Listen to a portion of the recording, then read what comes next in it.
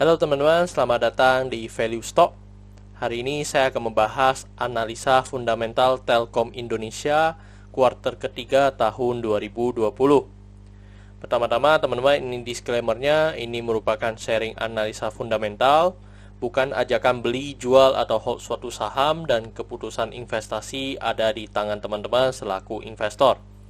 Dan dari analisa fundamental ini bisa dijadikan referensi untuk analisa saham-saham yang teman-teman miliki. Oke, teman-teman, pertama-tama kita masuk ke bisnis model dari saham Telkom ini. Yang pertama adalah dari kegiatan usaha. Jadi untuk saham Telkom ini dia bergerak di penyelenggaraan jaringan dan jasa telekomunikasi ya teman-teman ya. Terus untuk sumber income-nya, yang pertama ada fixed voice, itu seperti jaringan telepon rumah. Habis itu ada fixed broadband, itu adalah IndiHome sama Speedy ya teman-teman. Habis itu IPTV dan digital. Yang kedua enterprise, itu dia ada penyewaan cloud, database cloud. Habis itu yang ketiga mobile, itu seperti SIM card ya teman-teman. Seperti simpati, prabayar atau praska bayar. Habis itu yang keempat ada penyewaan tower ya teman-teman. Terus untuk segmen usahanya atau marketnya ada di Indonesia. Untuk kasus hukumnya saat saya googling, saya tidak menemukan adanya kasus hukum ya terkait saham Telkom ini. Terus untuk kepemilikan sahamnya dimiliki oleh negara sebesar 52,09%. Dan sisanya dimiliki oleh masyarakat kita sebesar 47,91%. Terus kita masuk ke laporan keuangan ya teman-teman. Yang pertama adalah kita lihat dari revenue atau pendapatannya. Jadi kalau teman-teman lihat dari 2014 sampai dengan 2020 ini cukup konsisten ya, untuk saham Telkom selalu mengalami kenaikan. Kecuali di tahun 2020 ini saya setahunkan dari kuartal ketiga tahun 2020-nya. Dan jika teman-teman kita bandingkan kuartal dengan kuartal mengalami penurunan 2,6% ya di tahun 2019 kuartal ketiga dengan 2020 tahun ketiga. Habis itu untuk net profitnya teman-teman bisa lihat, untuk net profitnya tertinggi di tahun 2017 sebesar 22,1 juta ya teman-teman ya. Terus di 2018 mengalami penurunan, habis itu 2019 mengalami kenaikan lagi.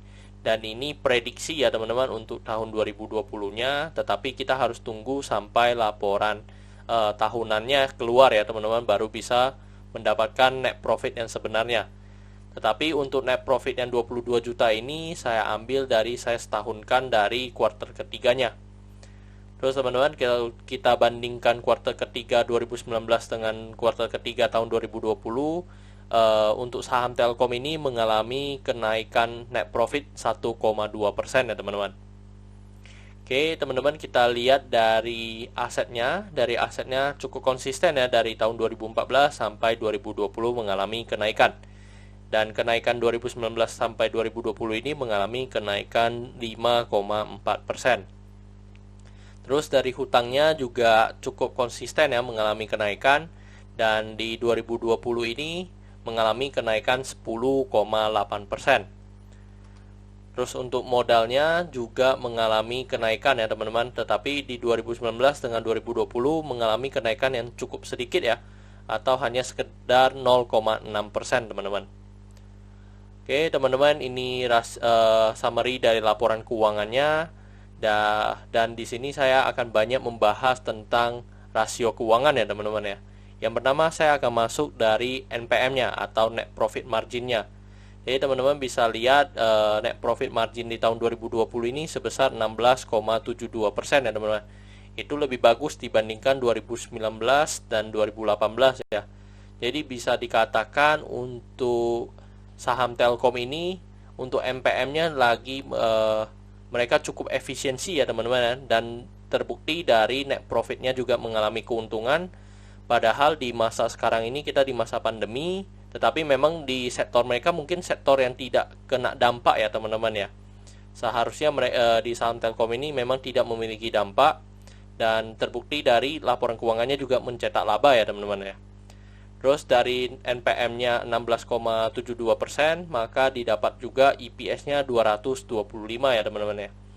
Dan untuk per-nya menjadi 12,73. Kalau kita lihat dengan banding rata-rata per dari tahun 2014 sampai 2019, kita bisa mendapat per-nya itu rata-rata ada di 16 ke atas ya teman-teman ya. Dan hampir rata-rata di 20 untuk saham Telkom ini. Terus untuk book value-nya ada di sekitar 1190 ya teman-teman. Jadi kalau kita dibandingkan dengan harga sekarang, itu maka didapat 2,4 kali ya untuk PBV-nya. Dan untuk DER-nya mengalami kenaikan 10%, tapi untuk DER-nya udah di 0,98 ya teman-teman. Ini udah sangat mendekati dengan modalnya ya teman-teman ya. Terus untuk ROE-nya mengalami peningkatan ya teman-teman, dari tahun 2019 hanya 15% dan di tahun 2020 ini 18,89%. Which is ini sangat bagus ya dari ROE yang biasa saya anut, yaitu 2 kali bunga deposito atau sebesar 9%, dan ini mencetak 2 kalinya lagi ya teman-teman ya, di atas 9% ya. Terus kalau kita bandingkan dengan rata-ratanya, memang rata-ratanya di sekitar 15 ke atas juga ya teman-teman ya, dari 2014 sampai 2019. Dan untuk ROA-nya di 9,55% teman-teman di tahun 2020.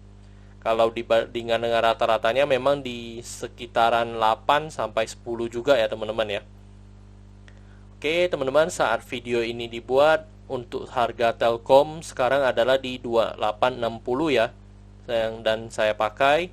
Dan dengan analisa fundamental saya mendapatkan intrinsic value-nya di sekitar 2800, which is dengan harga sekarang mungkin udah fair value ya teman-teman ya, atau margin of safety-nya minus 2% kalau dari 2800 ya teman-teman. Tetapi kalau saya melihat dari laporan keuangannya sekarang, untuk harga saham Telkom mungkin dijual udah di harga fair value-nya. Oke teman-teman, kita masuk ke kesimpulannya. Yang pertama adalah dari produk dan jasanya.